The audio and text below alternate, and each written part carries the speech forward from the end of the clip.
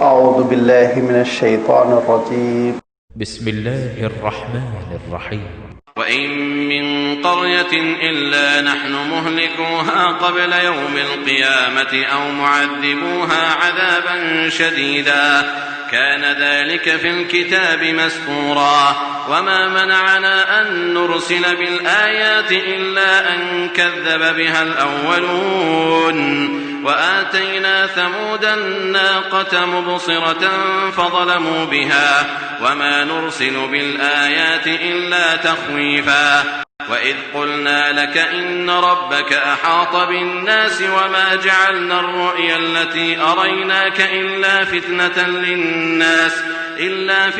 للناس والشجرة الملعونة في القرآن ونخوفهم فما يزيدهم إلا طغيانا كبيرا. صدق الله العظيم.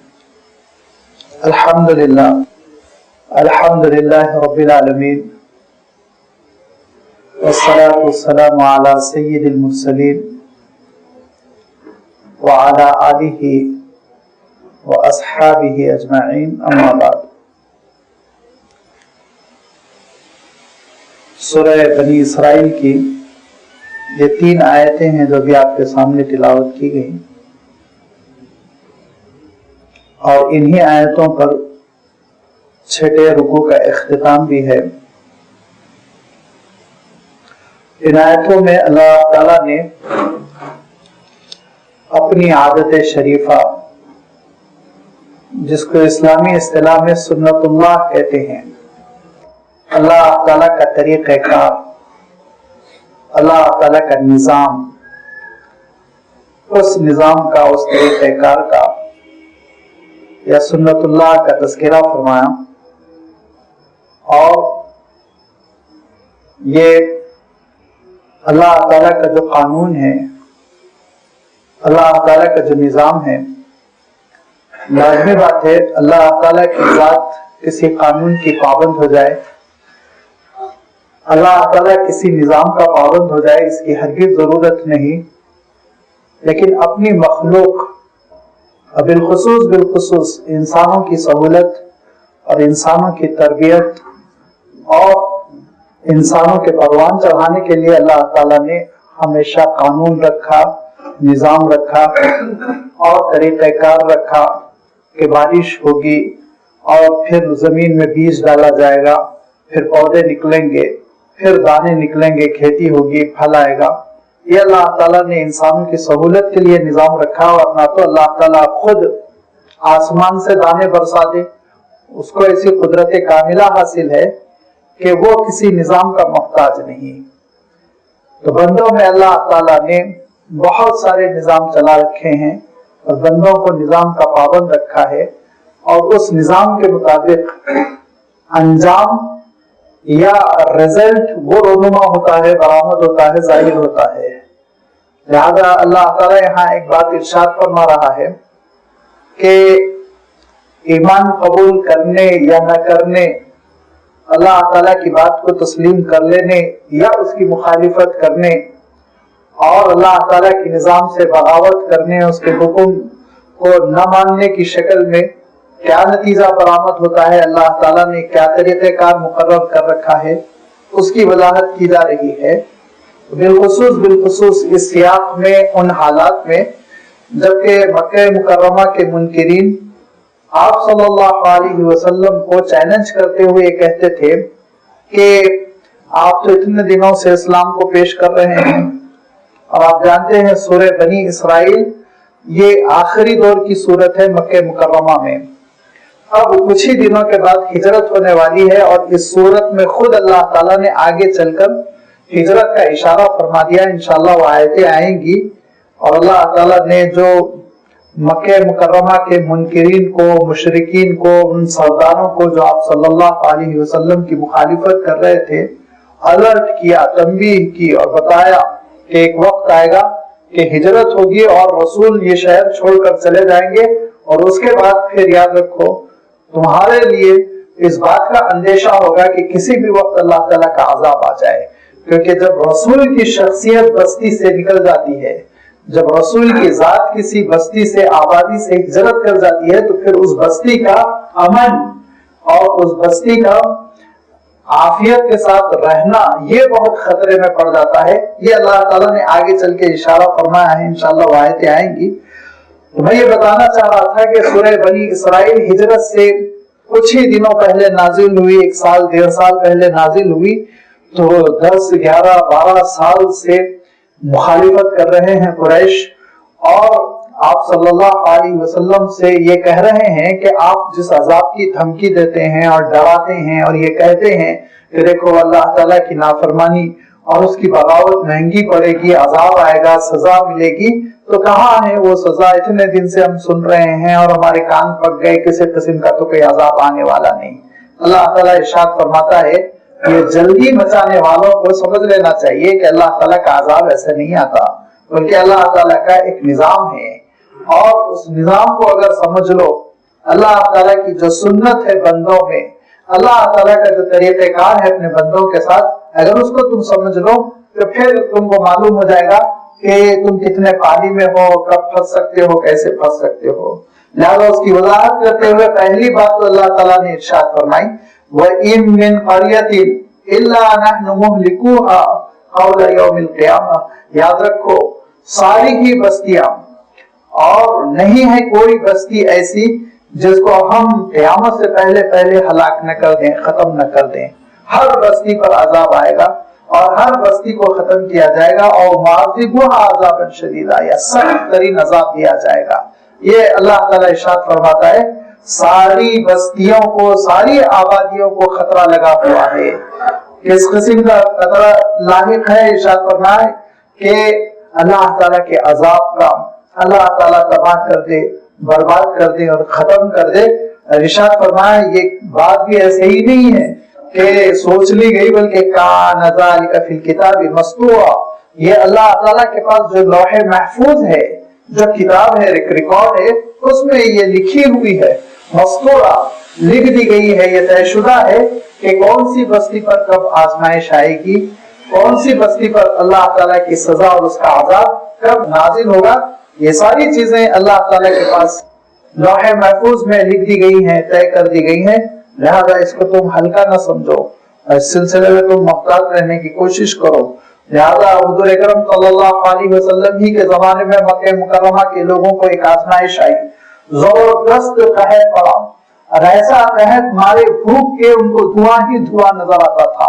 لہذا وہ سزا کے شکار ہوئے، اور پھر اس کے بعد سے لازمی بات ہے اللہ تعالیٰ نے مکہ مکرمہ کی جو عظمت رکھی ہے، اور روئے زمین پر حرم کے صدقے میں اللہ تعالیٰ نے اس سرزمین کو جو اہمیت عنایت فرمائی ہے کہ والبلد الامین ارشاد فرمایا، امن والا شہر، اور ام القری ارشاد فرمایا، بستیوں کی جڑ، اور کیا کیا اللہ تعالیٰ نے اس کے سلسلے میں آیتیں نازل فرمائی. قیامت للناس فرمایا، سارے انسانوں کی آبادیوں کو اس پہ اللہ تعالیٰ نے انحصار کر دیا، اسی کی وجہ سے یہ ساری دنیا آباد ہے. ارشاد فرمایا تو لازمی بات ہے مکہ مکرمہ شہر میں تو ایسا عذاب نہیں آیا، لیکن مکے کے لوگوں کو تو بہت سخت سزائیں بھگتنی پڑی، اور انہی سزاؤں میں پہلی سزا تھی جو غزوہ بدر میں جو رمضان المبارک ہی کی 17 تاریخ کو جنگ ہوئی تھی، جس میں بہت زبردست شکست ہوئی تھی قریش کے لوگوں کو. ان کو پتا چل گیا تھا کہ ان کی کیا حیثیت ہے دنیا میں. تو اللہ تعالیٰ ارشاد فرماتا ہے کہ کوئی بھی بستی والے مطمئن نہ رہیں، اور اللہ تعالیٰ کے دین سے بغاوت کرتے ہوئے، اللہ کے احکام سے روگردانی کرتے ہوئے یہ نہ سوچے کہ ہم کو کوئی پکڑنے والا نہیں ہے، اور امن و عافیت کی زندگی بسر کر رہے ہیں، اور یہ سمجھ رہے ہیں کہ دیکھو ہم تو جو چاہے وہ کر رہے ہیں، کون ہم کو پوچھنے والا ہے. اللہ تعالیٰ دوسری جگہ پر ارشاد فرماتا ہے کہ اس بات کا امکان ہے کہ صبح سویرے تم دن کر رہے ہو اللہ کا عذاب آ جائے، دوپہر کے وقت تم آرام قیلولہ کر رہے ہو اللہ تعالیٰ کا عذاب آ جائے، رات کے وقت تم اپنے بچھونوں میں گھسے ہوئے ہو اللہ تعالیٰ کا عذاب آ جائے، کبھی بھی اللہ تعالیٰ کی پکڑ آ سکتی ہے. لہذا عالم یہ تھا کہ ایک مرتبہ مدینہ منورہ میں زلزلے کا ایک جھٹکا محسوس ہوا. حضرت عمر رضی اللہ تعالیٰ عنہ تڑپ پڑے. اب آپ سوچئے مدینہ منورہ کی بستی ہے، لیکن حضرت عمر رضی اللہ تعالیٰ عنہ کہتے ہیں کہیں یہ آیت کا مصداق تو نہیں آ گیا. اللہ تعالیٰ نے جو یہ ارشاد فرمایا کہ قیامت سے پہلے پہلے ہم پکڑ کریں گے، ہلاک کریں گے، عذاب دیں گے. وَإِن مِّن قَرْيَةٍ إِلَّا نَحْنُ مُهْلِكُوهَا قَبْلَ يَوْمِ الْقِيَامَةِ وَمُعَذِّبُوهَا عَذَابًا شَدِيدًا. اس کا یہ مصداق اور اسی کی تفسیر تو نہیں آج پوری ہو رہی ہے. گھبرا کے گھر سے نکل پڑے، رونے لگے، نمازیں قائم کرنے لگے. اور یہی نہیں بلکہ کوفے میں حضرت عبداللہ ابن مسعود رضی اللہ تعالیٰ عنہ تھے، وہاں بھی زلزلہ آیا. اور حضرت عبداللہ ابن مسعود رضی اللہ تعالیٰ عنہ کی شخصیت سے آپ واقف ہوں گے کہ صحابہ میں بہت جلیل القدر ہیں حضرت عبداللہ ابن مسعود رضی اللہ تعالیٰ عنہ. وہ فقہائے صحابہ میں بھی ہیں، یعنی صحابہ میں جو بڑے مفتی تھے، فقیہ جو دین کا بہت فہم رکھنے والے، ان میں بھی تھے حضرت عبداللہ ابن مسعود رضی اللہ تعالیٰ عنہ. چار جو فقہاء ہیں صحابہ کے، جن کو عبادلہ اربعہ کہتے ہیں، ان میں حضرت عبداللہ ابن مسعود ہیں. حضرت عبداللہ ابن مسعود، حضرت عبداللہ ابن عباس، حضرت عبداللہ ابن زبیر اور حضرت عبداللہ ابن عمر. یہ چار فقیہ بہت بڑے عالم قسم کے صحابہ ہیں. اس میں حضرت عبداللہ ابن مسعود، یہ حضرت عبداللہ ابن مسعود وہ ہیں جو قرآن مجید کے بھی بہت زبردست قاری، جن کے بارے میں اللہ کے رسول صلی اللہ علیہ وسلم ارشاد فرماتے تھے کہ اگر کسی کو قرآن مجید اس طرح پڑھنا ہے جس طرح کے نازل ہوا آسمان سے، تو عبداللہ ابن مسعود کے انداز سے پڑھو. حضرت عبداللہ ابن مسعود بچپن سے اسلام پر لگے ہوئے تھے. مکہ مکرمہ میں اسلام قبول کیا تھا بہت نوعمری کے زمانے میں. وہ 12-13 سال کے تھے، بکریاں چراتے تھے. بہت غریب خاندان کے تھے، مکہ مکرمہ کے باہر بکریاں لے جا کر چراتے تھے. جب انہوں نے اسلام قبول کیا تھا تو حضور اکرم صلی اللہ علیہ وسلم کی خدمت میں لگے رہے یہاں تک کہ یہ عالم ہوا کہ حضرت عبداللہ ابن مسعود رضی اللہ تعالیٰ عنہ کہتے تھے کہ مجھ سے پوچھو کون سی آیت کب نازل ہوئی، کہاں نازل ہوئی، اس کے کیا معنی ہے. حضرت عمر رضی اللہ تعالیٰ عنہ سے شکایت کی گئی کہ ایک صاحب ہے جو یہ چیلنج کر کے کہتے ہیں کہ قرآن مجید کی کس آیت کے سلسلے میں تم پوچھنا چاہتے ہو پوچھو، میں جواب دوں گا. اور جن کا عالم یہ ہے وہ یہ کہتے ہیں کہ قرآن مجید کی ساری آیتیں کب نازل ہوئی، کہاں نازل ہوئی، مجھے معلوم ہے. تو حضرت عمر رضی اللہ تعالیٰ عنہ نے کہا کہیں وہ عبداللہ ابن مسعود تو نہیں ہے؟ لوگوں نے کہا ہاں حضرت. تو کہا ان کو حق ہے، کہا ان کو حق ہے. اور پھر حضرت عمر رضی اللہ تعالیٰ عنہ نے اس موقع پہ ایک قصہ سنایا، ایک واقعہ سنایا اور کہا دیکھو عبداللہ ابن مسعود کو معمولی نہ سمجھو، عبداللہ ابن مسعود کی بڑی اہمیت ہے. واقعہ یہ سنایا کہ رات تھی، اندھیرا تھا اور تاریکی میں صاحب نماز پڑھ رہے تھے مسجد نبوی میں. تو زور زور سے قرآن مجید پڑھ رہے تھے، تو اتنی پیاری تلاوت کر رہے تھے، اتنی پیاری تلاوت کر رہے تھے کہ اللہ کے رسول صلی اللہ علیہ وسلم بھی حجرے سے نکل کے ان کے پیچھے بیٹھ کے کان لگا کے قرآن پاک سن رہے تھے.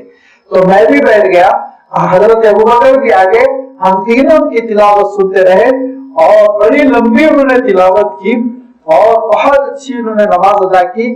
اور سجدوں سے فارغ ہونے کے بعد، قاعدے سے فارغ ہونے کے بعد انہوں نے سلام پھیرا اور دعا کے لیے جیسے ہی ہاتھ اٹھایا تو اللہ کے رسول صلی اللہ علیہ وسلم نے کہا اے اللہ یہ بندہ جو بھی دعا کرے آپ اس کو قبول کر لیں. اے اللہ یہ بندہ جو بھی دعا کرے آپ اس کو قبول کر لیں. یہ کہیں کہ اللہ کے رسول صلی اللہ علیہ وسلم تشریف لے گئے. اور اس کے بعد سے میں اور حضرت ابوبکر ہم دونوں تحقیق میں رہے کون ہیں، تو دیکھا کہ عبداللہ ابن مسعود ہیں. لہذا فجر بعد ہم لوگوں نے ملاقات کی اور ہم لوگوں نے پوچھا کہ عبداللہ ابن مسعود بتاؤ تم نے رات میں کیا دعا کی.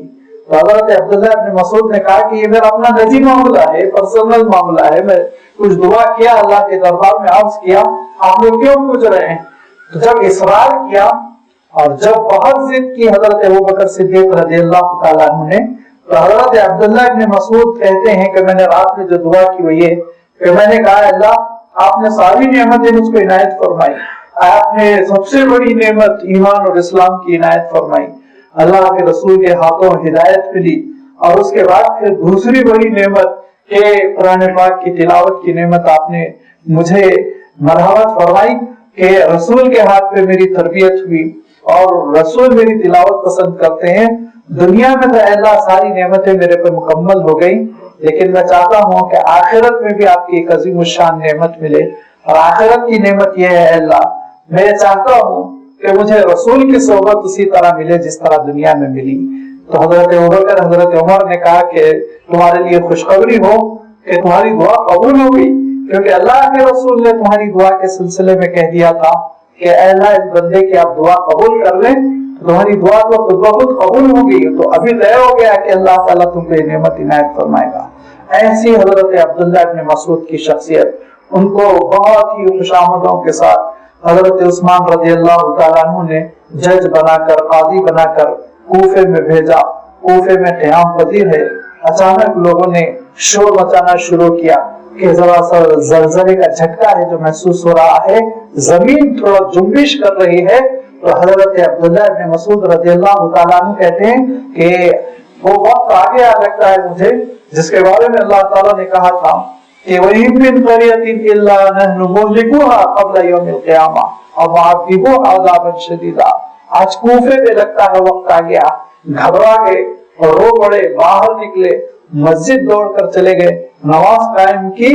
تو صحابہ درستے رہتے تھے کہ اس آیت کی کہیں تفسیر نہ ہو جائے، اس آیت کا مزاق پورا نہ ہو جائے، اللہ تعالیٰ نے جو دھمکی دی ہے وہ ہماری جو بھی بستی میں وہ رہتے تھے ہماری اس بستی پر وہ صادق نہ آ جائے۔ لیکن آج کا انسان بہت مطمئن، سوچتا ہی نہیں، حالانکہ اس کے نظروں کے سامنے، اس کے علم میں، اس کے نگاہوں کے سامنے بیسیوں واقعات آتے ہیں کہ بستی کی بستی اللہ تعالیٰ نے تہس نہس کر دی۔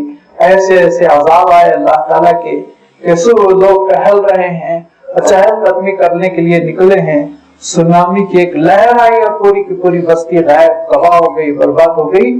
یہ اللہ تعالیٰ کی شان ہے۔ تو اللہ تعالیٰ ارشاد فرماتا ہے کہ اللہ تعالیٰ کی بغاوت کرنے والے، نافرمانی کرنے والے، اس کے احکام سے روگردانی کرنے والے مطمئن ہو کر زندگی نہ بسر کریں۔ اللہ کی پکڑ کبھی بھی آ سکتی ہے، یہ اللہ کی کتاب میں طے ہے کہ کس کو کب پکڑنا ہے۔ بالخصوص مکہ مکرمہ کے لوگ جو بہت منمانی کر رہے تھے اور ظلم و زیادتی کر رہے تھے، اور ان کا عالم یہ تھا اتنے آپے سے باہر ہوئے جا رہے تھے کہ مظلوم نہتے کمزور مسلمانوں پر مظالم کے پہاڑ توڑ رہے تھے۔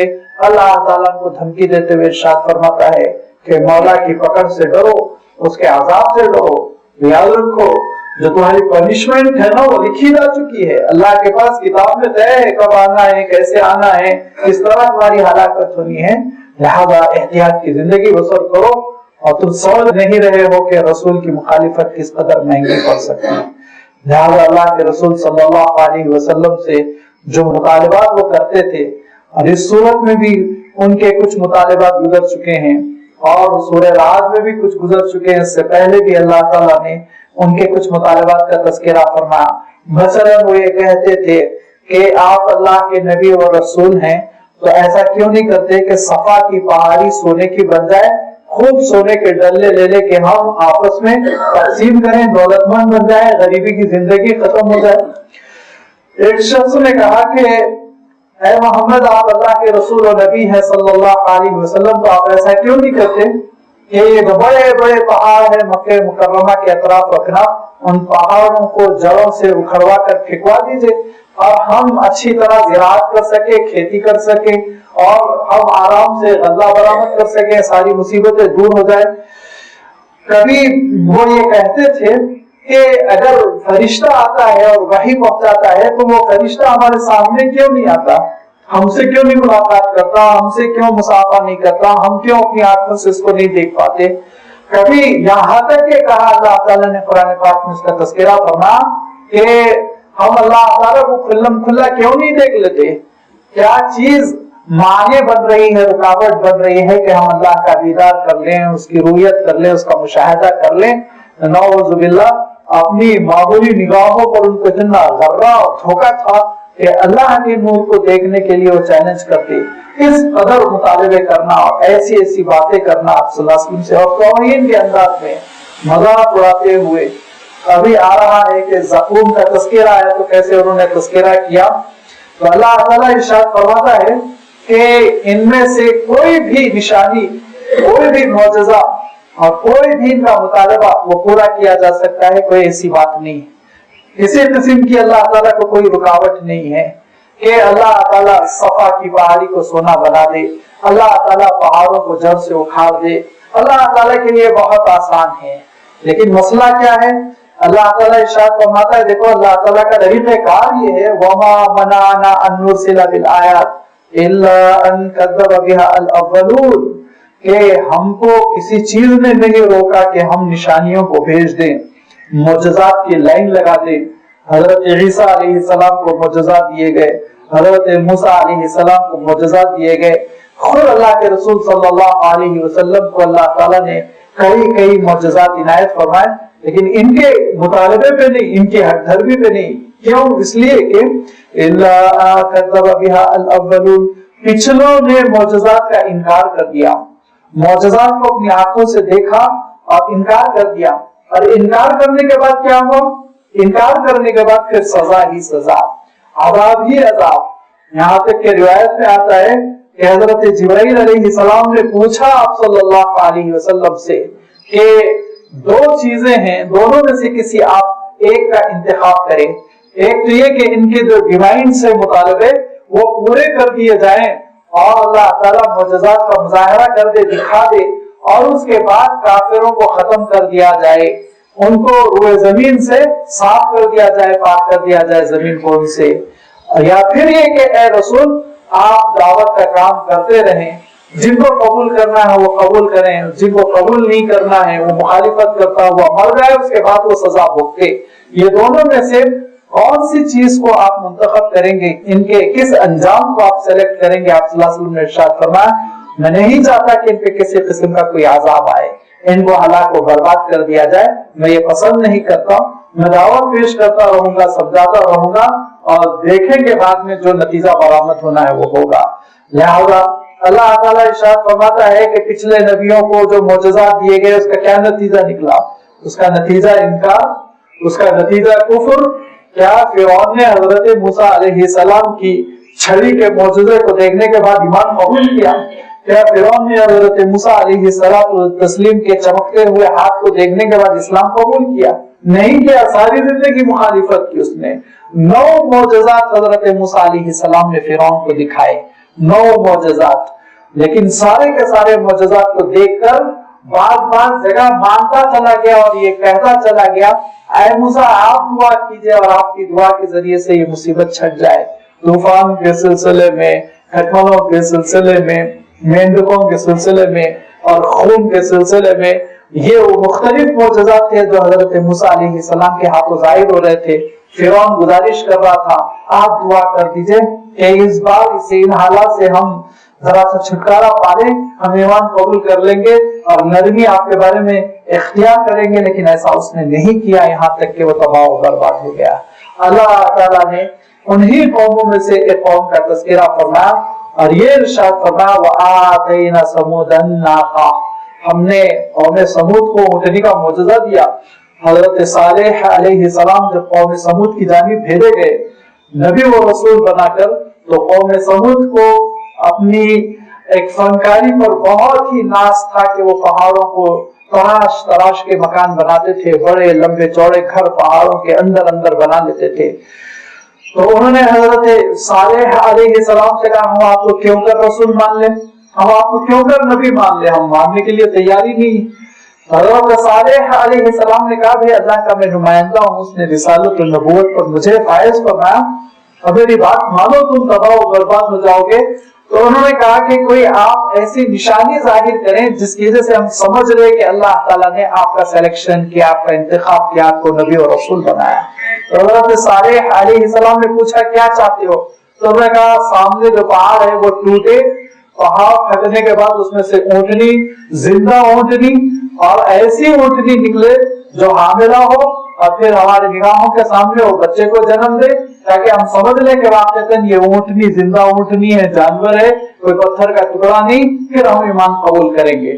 حضرت صالح علیہ السلام نے دعا کی، اللہ تعالیٰ نے دعا قبول کر لی اور پہاڑ پھٹا اور اونٹنی برآمد ہوئی، بڑی قوی ہیکل زبردست قسم کی اونٹنی چلتے ہوئے باہر آ گئی۔ اور اس کے بعد سے عالم یہ ہوا کہ سارے قوم سمود کی اونٹنیاں اس اونٹنی کو دیکھ کر روب کے مارے، خوف کے مارے بھڑکتی تھی، دبک کے بھاگ جاتی تھی۔ تو مشورہ ہوا بھائی اب اپنی اونٹنیوں کو کیسے چلائیں گے؟ لہذا یہ طے ہوا، حضرت صالح علیہ السلام نے کہا یہ اللہ تعالیٰ کی اونٹنی ہے، یہ ایک دن چرے گی اور ایک دن تمہاری اونٹنیاں چریں گی، باری باری مقرر کر لو۔ باری مقرر ہو گئی۔ باری مقرر ہونے کے بعد ان کو برا لگا، کھل گیا کہ ایک دن ہمارے جانور نہ چریں، بھوکے رہے، یہ تو ہو نہیں سکتا۔ لہذا انہوں نے سازش کی۔ سازش کرنے کے بعد جو بڑی لمبی چوڑی اونٹنی تھی، لہذا اس کی کوچوں پہ حملہ کیا، گھٹنوں پہ حملہ کیا، اور اس کی گھٹنوں پر جب تلواریں چلائیں تو وہ بیٹھ گئی۔ جب بیٹھ گئی تو اس کو کاٹ ڈالا اور ختم کر ڈالا۔ حضرت صالح علیہ السلام کو اطلاع ہوئی تو حضرت صالح علیہ السلام نے کہا بس آ گیا اللہ کا فیصلہ، اب آ گیا اللہ کا فیصلہ۔ اور یہ ارشاد فرمایا 3 دن کے اندر اللہ تعالیٰ کا فیصلہ آئے گا، لہذا 3 دن کے اندر اللہ تعالیٰ کا فیصلہ آیا۔ ایسا زبردست فیصلہ، ایک چنگھاڑ تھی، ایک آواز تھی، دھیرے دھیرے بلند ہوتے ہوتے اس آواز کی وجہ سے دنیا کپ کپ کپ کپ کانپنے لگی، تھروانے لگی، اور پہاڑوں کی چٹانیں پھٹ پھٹ کر ان کے سروں پر گرتی چلی گئی، اور وہ زبردست قسم کے مکان جو پہاڑوں کے اندر انہوں نے تراشے تھے ان کے لیے قبر بن گئے، اسی میں وہ ہلاک و برباد ہو گئے۔ لہذا فرمایا وَآتَيْنَا ثَمُودَ النَّاقَ مُبْصِرَةً، کہ ہم نے بڑی بصیرت والی نشانی حضرت صالح علیہ السلام کو عطا کی تھی قوم سمود کے لیے، اور وہ تھی اونٹنی مبصرۃ، بصیرت تھی اس میں ان کے لیے سمجھنے کا سامان تھا، اس کی حقیقت کو سمجھتے اور اس کے بعد سے ایمان قبول کرتے۔ اتنا بڑا معجزہ اللہ تعالیٰ نے عنایت فرمایا کہ عقل حیران رہ گئی تھی، لیکن اس کے باوجود فظلموا بها، ان لوگوں نے اس اونٹنی پہ ظلم کیا، گستاخی کی، جبکہ حضرت صالح علیہ السلام نے کہہ دیا تھا ناقۃ اللہ وسقیاہا، یہ اللہ کی اونٹنی ہے، یہ اللہ کی اونٹنی ہے، اس کا خیال رکھنا، اس کے پینے کا خیال رکھنا۔ اور جب یہ پینے کے لیے، پانی پینے کے لیے جس دن گھاٹ پر جائے گی اس دن تم اپنے جانوروں کو وہاں سے ہٹا لینا، یہ سب کچھ سمجھا دیا تھا، لیکن قوم سمود نے نہیں سمجھا، اور اس کے بعد اس عذاب کے وہ شکار ہو گئے، اور ایسے شکار ہوئے ساری کی ساری بستی ختم ہو گئی۔ بس حضرت صالح علیہ السلام ایمان والے ساتھیوں کے ساتھ ہجرت کر گئے، بچے تو حضرت صالح علیہ السلام اور آپ کے ساتھی، باقی سب ختم ہو گئے، عذاب کے شکار ہو گئے۔ تو اللہ تعالیٰ ارشاد فرماتا ہے کہ ایسی نشانی، ایسا معجزہ، ایسی اللہ تعالیٰ نے علامت عنایت فرمائی، لیکن کیا نتیجہ برآمد ہوا؟ اور خود آپ قریش کو دیکھیے کہ آگے چل کے حضور اکرم صلی اللہ علیہ وسلم کے ہاتھوں معجزہ ظاہر ہوا شق قمر کا، اور چاند 2 ٹکڑے ہوا، اور انہوں نے اپنے آنکھوں سے دیکھا۔ دیکھنے کے بعد کیا کہا؟ انہوں نے یہ کہا یہ تو سحر مستمر ہے، یہ پرانی جادوگری ہے، جادوگری کی وجہ سے ایسے نظر آ رہا ہے۔ لہذا اللہ تعالیٰ ارشاد فرماتا ہے کہ یہ ساری جو نشانیاں معجزات کی شکل میں نبیوں کے ہاتھوں ظاہر ہوتی ہے، وَمَا نُرْسِلُ بِالْآيَاتِ إِلَّا تَخْوِيفًا، یہ کس لیے ہے؟ تم کو متنبہ کرنے کے لیے، یہ گویا الارم ہے جو بجایا جاتا ہے، الرٹ ہے جو تم کو کیا جاتا ہے، متنبہ کیا جاتا ہے تاکہ تم باز آ جاؤ۔ لیکن بجائے اس کے کہ تم اپنی غلط حرکتوں سے، گناہوں سے، انکار سے، مخالفتوں سے باز آ جاؤ، تم پھر اسی پہ حجت کرتے ہو، ضد کرتے ہو، ہٹ دھرمی کرتے ہو، تو پھر تباہی کے دانے تک پہنچ جاتے ہو، ختم کر دیے جاتے ہو۔ لہذا یہ ان نشانیوں کا مطالبہ نہ کرو اور معجزات کا مطالبہ نہ کرو۔ اللہ کے رسول صلی اللہ علیہ وسلم جو بات سمجھا رہے ہیں اس کو سمجھانے کی کوشش کرو۔ وَمَا نُرْسِلُ بِالْآيَاتِ، اور ہم نے نہیں بھیجا معجزات کو، اور ہم نے نہیں بھیجا ان نشانیوں کو الا تخویفا، مگر یہ کہ لوگ سمجھیں، ڈریں اور لوگ نصیحت حاصل کریں۔ لیکن لوگوں کا عالم یہ ہے کہ وہ عقل سے کام ہی نہیں لیتے۔ لہذا 3 باتوں کا اللہ تعالیٰ یہاں تذکرہ فرما رہا ہے ایک ہی آیت میں، 3 ایسی باتیں جن سے صاف پتا چلتا ہے کہ قریش نصیحت حاصل کرنے والے نہیں ہیں۔ نمبر 1، اللہ کے رسول صلی اللہ علیہ وسلم نے ارشاد فرمایا، وحی کی بنیاد پر سورۃ الرعد میں اللہ تعالیٰ نے ارشاد فرمایا تھا جو پہلے نازل ہو چکی ہے، کہ دیکھو دن بدن تمہارے لیے زمین تنگ ہو رہی ہے، سمجھنے کی کوشش کرو۔ دائرے کا جو تھا جو ایکٹیویٹیز تھی وہ گھٹ رہی ہیں، اللہ تعالیٰ دبا رہا ہے تمہاری سرگرمیوں کو۔ مکہ مکرمہ کے لوگ دھیرے دھیرے اسلام قبول کر رہے ہیں، دیہاتوں اور گاؤں سے اب اطلاعیں آ رہی ہیں کہ لوگ اسلام قبول کر رہے ہیں۔ ایک وقت آئے گا کہ دھیرے دھیرے پورے عالم میں اسلام پھیل جائے گا اور تمہاری سرگرمیاں بالکل ختم ہو جائیں گی، لمیٹڈ ہو جائیں گی۔ اللہ تعالیٰ دھیرے دھیرے تم کو گھیر رہا ہے، یہ اللہ تعالیٰ نے سورۃ الرعد میں نازل فرماتے اس کا انہوں نے مذاق اڑایا کہ ہم تو پیٹ رہے ہیں اور ہم تو ان کی پیٹوں پر لاٹھیاں بجا رہے ہیں، اور یہ کہہ رہے ہیں ہمارا دائرہ عمل تنگ ہو رہا ہے، یہ کہہ رہے ہیں ہماری سرگرمیوں پہ پابندیاں لگ رہی ہیں۔ ان کے ابھی سمجھ میں نہیں آئی بات، مذاق اڑانے لگے، یہ مذاق اڑانے لگے۔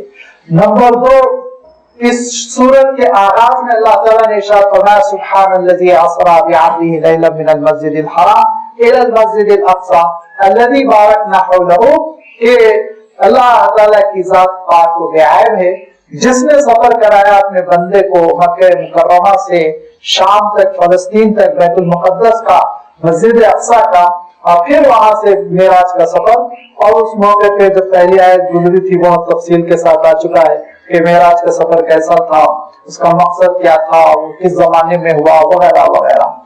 تو معراج کا سفر، معراج میں اللہ کے رسول صلی اللہ علیہ وسلم نے جن چیزوں کا مشاہدہ کیا اس کا مذاق اڑانے لگے اور اس کے بارے میں دل لگی کرنے لگے۔ اور تیسری چیز اللہ تعالیٰ نے قرآن پاک میں ارشاد فرمائی کہ دیکھو جہنم میں، اور یہ اس لیے یہاں پر اس کو اللہ تعالیٰ نے جوڑا کہ حضور اکرم صلی اللہ علیہ وسلم جب معراج سے واپس تشریف لائے تو آپ صلی اللہ علیہ وسلم نے جنت کی بعض نعمتوں کا اور جہنم کی بعض ہولناکیوں کا تذکرہ کیا، جن کا مشاہدہ اللہ کے رسول صلی اللہ علیہ وسلم کو بحیثیت خاتم المرسلین کروایا گیا تھا۔ لہذا آپ صلی اللہ علیہ وسلم نے بتایا کہ جنت میں تم کو یہ نعمتیں ملنے والی ہے، اور آپ صلی اللہ علیہ وسلم نے بتایا کہ دیکھو جو جہنم میں جائیں گے ان کو عجیب و غریب مصیبتوں کا سامنا کرنا پڑے گا۔ اس میں آپ صلی اللہ علیہ وسلم نے تذکرہ کیا تھا کس کا؟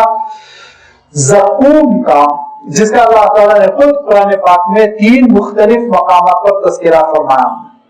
اذالک خیر نزلا ام شجرۃ الزقوم انا جعلناها فتنة للظالمین انها شجرۃ تخرج في اصل الجحیم طلعها كأنه رؤوس الشیاطین فإنهم لآکلون منها فمالئون منها البطون ثم ان لهم عليها لشوبا من حمیم۔ اللہ تعالیٰ ارشاد فرماتا ہے کہ جہنمیوں کے لیے ایک عجیب و غریب چیز پیش کی جائے گی، اور وہ زقوم۔ زقوم ایک خاص قسم کا درخت ہوتا ہے، اور اس کا تذکرہ کرتے ہوئے اللہ تعالیٰ ارشاد فرماتا ہے وہ جہنم کی جڑ سے وہ ابھرے گا، اٹھے گا، پیدا ہوگا۔ اور یہ ارشاد فرمایا اس کے پھل شیطان کی سروں کی طرح ہے، شیطان کے سر جیسے ہیں اس طرح اس کے پھل ہیں۔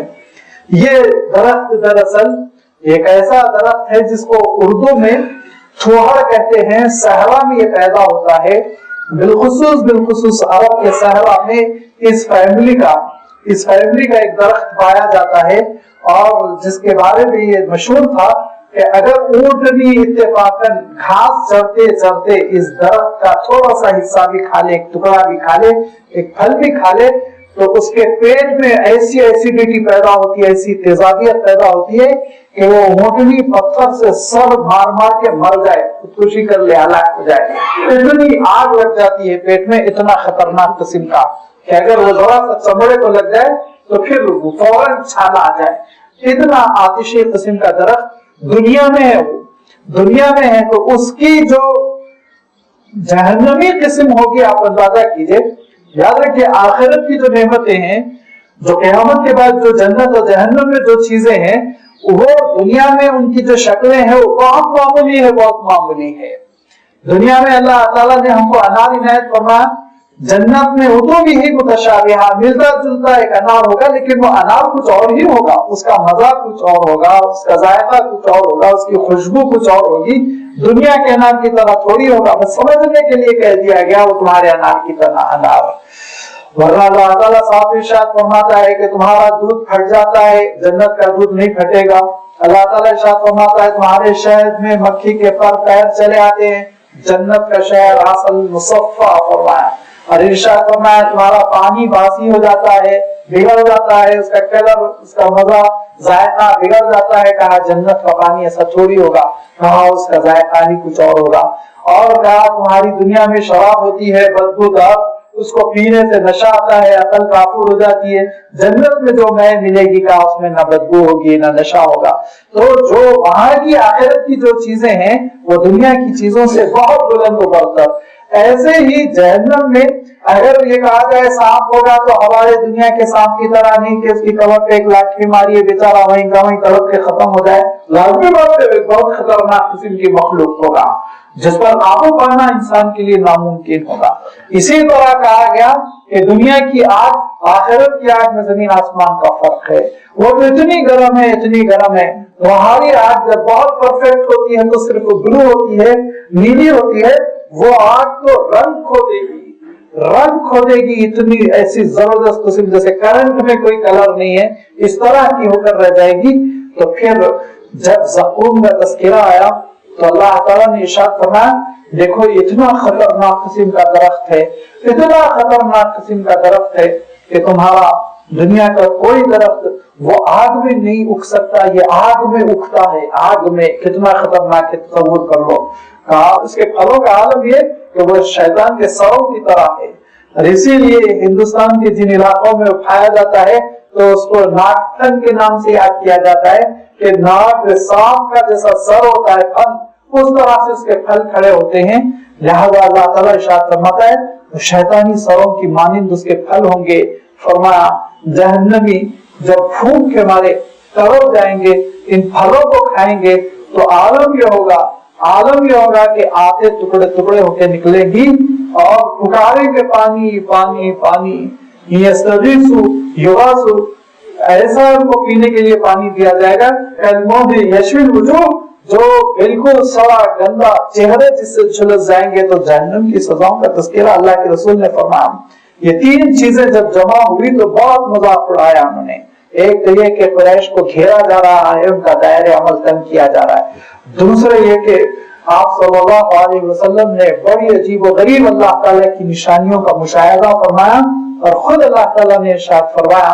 کیا اللہ تعالیٰ ارشاد فرماتا ہے کہ لنُرِيَهُ مِنْ آیَاتِنَا, اور اپنی عظیم الشان نشانیوں کا مشاہدہ کرنے کے لیے اپنے نبی کو ہم نے دعوت دی تھی, بلایا تھا.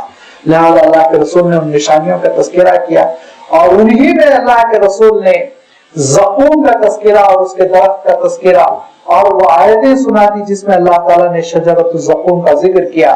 تو یہ تینوں چیزوں کو مذاق اڑانے لگے, دل لگی کرنے لگے اور کہنے لگے کہ کہہ رہے ہیں کہ ہم کو گھیرا جا رہا ہے, ہم کو ہمارا احاطہ کیا جا رہا ہے, ہم تو کھلے پھر رہے ہیں, صبر کر رہے ہیں, مار رہے ہیں, پیٹ رہے ہیں, ہمارا تو کوئی ہاتھ پکڑنے والا نہیں ہے. کیا کہہ رہے ہیں محمد ذرا سوچ لو صلی اللہ علیہ وسلم. دوسرے یہ کہ یہ کیا بیان کرتے ہیں کہ منٹوں میں سیکنڈز میں ان کا اتنا بڑا سفر ہو گیا اور پھر مکہ مکرمہ سے شام اور شام سے فلسطین سے آسمان سارا سفر لمحوں میں ہو گیا اور ایسی انہوں نے چیزیں دیکھ لی اور ایسا انہوں نے مشاہدہ کر لیا اور پھر ایک ایسے درخت کا تذکرہ کر رہے ہیں جو جہنم سے نکل رہا ہے. یہاں تک کہ ابو جہل نے ایک میٹنگ بلائی اور سارے سیدھے سادے لوگوں کو جمع کیا. جمع کرنے کے بعد کہا زقوم کس کو کہتے ہیں معلوم؟ زقوم تم لوگوں کو معلوم نہیں زقوم کس کو کہتے ہیں. لہذا سب کی اس نے کھجور اور مکھن سے ضیافت کی اور کہا یہ زقوم ہے. کھجور اور مکھن کھلا کے کہا یہ زقوم ہے, اسی کو زقوم کہتے ہیں. زیادہ پریشان مت ہو کہ محمد نے تم کو ڈرا دیا, گھبرا جاؤ گے. گھبرانے کی چیز نہیں, اسی کو زقوم کہتے ہیں. یمن میں اسی کا نام زقوم ہے. اس طرح مذاق اڑایا. تو اللہ تعالیٰ ان تینوں چیزوں کا تذکرہ کیا. وہ ارشاد فرمایا وَإِذْ قُلْنَا لَكَ إِنَّ رَبَّكَ أَحَاطَ بِالنَّاسِ, جب ہم نے اے نبی آپ سے کہا کہ پروردگار ان لوگوں کو گھیر رہا ہے, احاطہ کر رہا ہے, ان کا دائرہ تنگ کر رہا ہے. اور دوسری بات وَمَا جَعَلْنَا الرُّؤْيَا الَّتِي أَرَيْنَاكَ, اور جو ہم نے آپ کو مشاہدہ کروایا, جو چیزیں ہم نے جو آپ کو دکھائی. اور تیسری چیز وَالشَّجَرَةَ الْمَلْعُونَةَ فِي الْقُرْآنِ, وہ لعنتی قسم کا درخت جو اللہ کی رحمتوں سے مایوسی, اللہ کی رحمتوں سے دوریوں کی علامت ہے, وہ درخت جہنمیوں کو ملے گا کھانے کے لیے. اس کا ہم نے جب قرآن مجید میں تذکرہ کیا تو اِلَّا فِتْنَةً لِلنَّاسِ, یہ لوگوں کے لیے ایک آزمائش بن گیا, لوگوں کے لیے ایک امتحان اور ایک کڑی آزمائش کا سبب ہو گیا. یہاں تک کہ آپ صلی اللہ علیہ وسلم کے معراج کا تذکرہ سن کے بعض لوگ تو ایمان سے پھر گئے, مرتد ہو گئے, کافر ہو گئے. شروع میں اس کا اشارہ کر چکا ہوں. اور بعض لوگوں کا عالم یہ ہوا کہ اسلام پہ راسخ ہو گئے, بالخصوص حضرت ابوبکر صدیق رضی اللہ تعالیٰ. لوگ دوڑ کے آ رہے ہیں, حضور اکرم صلی اللہ علیہ وسلم کے پاس جمع ہو رہے ہیں. اس میں مسلم بھی ہے غیر مسلم بھی ہے. اور آپ صلی اللہ علیہ وسلم کا انٹرویو لیا جا رہا ہے, اچھا آپ مسجد اقصیٰ گئے اور آپ فلسطین اور شام گئے اور یروشلم بیت المقدس کو آپ نے دیکھا, تو بتائیے کتنے پلر ہیں, دروازہ کیسا ہے, راستہ کیسا ہے. اور حضور اکرم صلی اللہ علیہ وسلم یوں جواب دے رہے ہیں کہ آپ صلی اللہ علیہ وسلم ارشاد فرماتے ہیں ایسا لگ رہا تھا جیسے میرے سامنے بلڈنگ ہے, میں ایک ایک چیز کا جواب دے رہا تھا. تو حضرت ابوبکر صدیق رضی اللہ تعالیٰ عنہ پیچھے سے کہہ رہے تھے صدقتا, سچ کہا آپ نے. پھر اللہ کے رسول نے جواب دیا صدقتا صدقتا صدقتا, یہاں تک کہ جیسے ہی انٹرویو ختم ہوا, لوگوں نے سوالات کا سلسلہ ختم کیا, تو حضور اکرم صلی اللہ علیہ وسلم نے حضرت ابوبکر سے خطاب کر کے کہا وَأَنْتَ يَا أَبَا بَكْرَ صِدِّيقٌ, اور اے ابوبکر تم صدیق ہو, ابوبکر تم صدیق ہو کہ ہر چیز کی تم تصدیق کر رہے ہو, یہ تمہارا ایمان ہے, یہ تمہارا ایمان ہے, صدیقیت کا تمہارا درجہ ہے جس کی وجہ سے تم یہ تصدیق کر رہے ہو. تو ارشاد فرمایا کہ جو اللہ کے رسول نے مشاہدات کا تذکرہ فرمایا اور اللہ کی عظیم الشان نشانیوں کے دیکھنے کا جو تذکرہ فرمایا, وہ اس پر لوگ آزمائش میں پڑ گئے. اللہ فتنۃ للناس, یہ لوگوں کے لیے امتحان تھا. یہ ایمان بالغیب رکھتے ہیں کہ نہیں؟ ایمان بالغیب سے اگر محروم ہے تو پھر یہ ہر چیز کو ظاہر کے ترازو میں تولنے کی کوشش کریں گے اور اس پیمانے پہ ناپنے کی کوشش کریں گے. اور اگر ایمان بالغیب ہے تو جو حضرت ابوبکر صدیق نے جواب دیا کہ جب لوگ دوڑ کر آئے صبح صبح کہا کہ اب تو محمد یہ کہنے لگے کہ ان کا سفر بھی آسمانوں کا ہو گیا, تو کہا کون سی تعجب کی بات ہے, کون سی تعجب کی بات ہے, جب آسمان سے روزانہ ان پر وحی آتی ہے اور میں اس پر ایمان رکھتا ہوں تو وہ آسمان کی طرف چلے گئے, تو کون سی تعجب کی بات ہے. تو یہ ایک آزمائش کی اللہ تعالیٰ نے گویا کڑی مقرر کر دی کہ لوگ کون ایمان قبول کرتے ہیں نہیں کرتے ہیں, پکے کون ہیں ایمان میں نہیں ہیں. لہذا فرمایا کہ یہ لوگوں کے لیے آزمائش ہے کہ یہ تینوں کی تینوں چیزیں لوگوں کے لیے ایک امتحان ہے. وَنُخَوِّفُهُمْ, اور ہم نے یہ ساری چیزیں اس لیے بیان کی تاکہ لوگوں کو آگاہ کر دیں, متنبع کر دیں, الرٹ کر دیں اور ان کو بتا دیں اللہ تعالیٰ کیسا قادر مطلق ہے. بالخصوص وَالشَّجَرَةَ الْمَلْعُونَةَ فِي الْقُرْآنِ, اس لعنتی شجر کا درخت کا تذکرہ اللہ نے جو قرآن مجید میں فرمایا, جس کو اللہ تعالیٰ نے شجرۃ الزقوم فرمایا, اس کو تو اللہ تعالیٰ نے خاص طور پر اس لیے بیان فرمایا کہ لوگ ڈرے اس سے, خوف کھائیں, یہ سمجھ لیں کہ کس قدر زبردست قسم کی کتنی بڑی مصیبت ہوگی کہ مارے بھوک کے انسان آپ تصور کر لیں جنگلی کانٹے دار درخت کھانے پہ مجبور ہو جائے تو کتنی اس کی بڑی مجبوری ہوگی, اور پھر جہنم کے اس درخت کو کھانے پہ مجبور ہو جائے جس کی جڑیں آگوں سے برآمد ہو رہی ہوں, جس کے بارے میں یہ کہہ دیا گیا ہے کہ اس کو کھانے کے بعد تمہاری آنتیں کٹ کٹ کے ٹکڑے ٹکڑے ہو کر نکل جائیں گی, اور جس کے بارے میں کہہ دیا گیا ہے جب وہ تمہاری غذا بنے گا پیٹ میں جائے گا ایسی پیاس لگے گی, ایسی پیاس لگے گی کہ تڑپ جاؤ گے پانی کے لیے, پکار پکار کے پانی مانگو گے اور پانی بھی ملے گا تو پھر ایسا جلتا کھولتا کہ چہرے تمہارے اس سے سلگ جائیں گے, جھلس جائیں گے. اس کے باوجود جہنمی اس کو کھائیں گے, مجبور ہوں گے. وَنُخَوِّفُهُمْ, ڈرانے کے لیے اللہ تعالیٰ نے, آگاہ کرنے کے لیے, اللہ کی سزا سے بچنے کے لیے اللہ تعالیٰ نے ساری چیزوں کا تذکرہ فرمایا. اور اللہ تعالیٰ نے اوپر بھی ارشاد فرمایا کہ اللہ تعالیٰ مُعَذِّبُوهَا عَذَابًا شَدِيدًا, زبردست سزا دینے پر. عذاب کا لفظ ہی کیا ہے آپ کبھی غور کرتے ہیں؟ عذبن میں عربی میں عذبن کے معنی ہوتے ہیں ٹھنڈے پانی کے, میٹھے پانی کو عذبن کہتے ہیں, ماء عذب. اسی سے عذاب لفظ بنا. کیسے بنا؟ سوچنے کی بات ہے, زبان عربی بڑی لاجک والی, بڑی خوبصورت ہے. عذبن ماء عذب کہتے ہیں میٹھا پانی, وہ پانی جس کے پینے سے پیاس دور ہو جاتی ہے, پیاس کٹ جاتی ہے, پیاس ختم ہو جاتی ہے. وہ پانی جو پیاس کو ختم کر دے, وہ پانی جو پیاس کو ختم کر دے, جڑ سے اکھاڑ کے پھینک دے, وہ ماؤن عذب. اب عذاب اس لیے کہا گیا ایسی سزا جس سے گناہ اکھڑتے ہوں, گناہ ختم ہو جاتے ہوں, گناہوں کا تصور انسان کے اندر سے نکل جائے. یہ ہے تصور اصل عذاب سے جو موسوم کیا گیا ہے سزاؤں کو. اس کی وجہ یہ ہے کہ انسان کے اندر گناہوں کی جو خواہش ہے, انسان کے اندر گناہوں کی جو صلاحیت ہے وہ ختم ہو جائے, گناہوں پر انسان کنٹرول کر لے. اسی لیے مجھے پیکتھال کا ٹرانسلیشن پسند آتا ہے. وہ عذاب کا ترجمہ پینالٹی سے کرتے ہیں, اگرچہ کہ پرفیکٹ نہیں ہے, لیکن ان کا سینس دیکھیے، وہ کیا تاثر دینا چاہتے ہیں کہ آپ ٹرین میں سوار ہوئے، بس میں سوار ہوئے، آپ نے ایک نوٹس لگی ہوئی دیکھی، کیا لکھا ہوا؟ اس پہ لکھا ہوا ہے جو بغیر ٹکٹ سفر کرے گا اس پر 500 روپے کی پینلٹی۔ کیوں؟ تاکہ آپ سفر سے رک جائیں، بس سے اتر جائیں؟ نہیں، جرم نہ کریں، جرم نہ کریں، بغیر ٹکٹ کے سفر نہ کریں۔ تو یہ اللہ تعالیٰ یہ چاہتا ہے کہ بندے شرک ہو جائیں، بجھا جائے، ڈر کے گھبرا کے زخموں کے تصور سے مارے ڈر کے زندگی ان کی ختم ہو جائے۔ نہیں، ہرگز نہیں، اچھی زندگی بسر کرو، کھل کے کھاؤ پیو، اچھے رہو، جرم کا تصور تمہارے اندر ختم ہو جائے۔ سزا جو بتائی جا رہی، سنگین سزا اس لیے بتائی جا رہی ہے تاکہ جرائم نہ کرو، گناہ نہ کرو، اچھی زندگی بسر کرو۔ فرمایا وَنُخَوِّفُهُمْ، ہم تم کو خوف دلانا چاہتے ہیں سنگین جرم کے، بڑے بڑے جرم کے برے نتائج، سنگین ان کے جو عواقب ہیں ان سے ہم تم کو آگاہ کرنا چاہتے ہو، تو تم مذاق بنا رہے ہو۔ فما یزیدہم الا طغیانا کبیرا، بہت بڑی ان کے اندر سرکشی پیدا ہو رہی ہے عذابوں کے تذکرے سے اور ان معجزات کے تذکرے سے، اور آپ صلی اللہ علیہ وسلم پر اللہ تعالیٰ نے وحی کے ذریعے سے جو بہت ساری چیزیں بتلائی، مطلع کیا، ان چیزوں پر ان کے اندر بجائے اس کے کہ ان چیزوں سے ڈر پیدا ہو، خوف پیدا ہو، مزید ان کے اندر طغیانی یعنی آپے سے باہر نافرمان ہونا، بے قابو ہونا، سرکشی پیدا ہو رہی ہے۔ فما یزیدہ، تو ان کے اندر خوف و خشیت نہیں بڑھ رہا ہے، ان کے اندر اطاعت و فرمانبرداری نہیں بڑھ رہی ہے، ان کے اندر سمجھداری نہیں بڑھ رہی ہے، بلکہ اس کے بالکل برعکس ان کے اندر طغیانی بڑھ رہی ہے، نافرمانی۔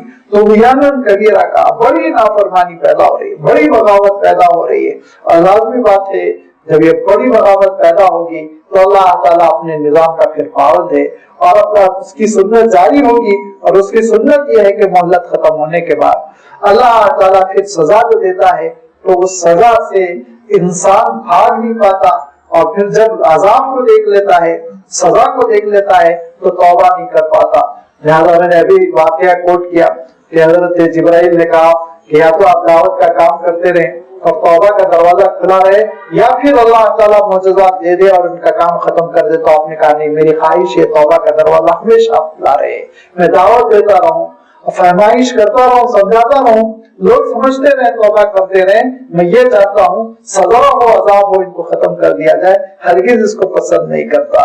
یہ اللہ تعالیٰ ارشاد فرماتا ہے کہ اللہ تعالیٰ نے انسان کو اتنی بڑی نعمت دی، عقل کی نعمت، اور اللہ تعالیٰ نے انسان کو سمجھداری عنایت فرمائی۔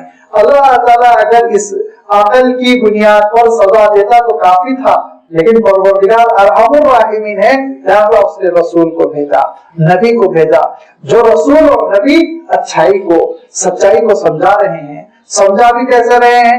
ویسے نہیں جیسے آپ کے پاس حکومت کا میڈیا آپ کو سمجھاتا ہے، نوٹس ایشو کر دیا چھٹی، نہیں، محبت کے ساتھ سمجھا رہے ہیں، اور اتنی اخلاص کے ساتھ اور ایسی نصیحت کے ساتھ بھلے انداز میں سمجھانے جس کا کوئی جواب نہیں، پھر بھی انسان بے قابو ہو رہا ہے، اپنے مقام سے گرتا جا رہا ہے۔ کیا مقام دیا اللہ تعالیٰ نے کہ مسجد الملائکہ بنایا، فرشتوں کو حکم دیا کہ سجدہ ریز ہو جاؤ، اور کیا مقام دیا وَلَقَدْ كَرَّمْنَا بَنِي آدم، بہت اعزاز اللہ تعالیٰ نے انسان کو دیا۔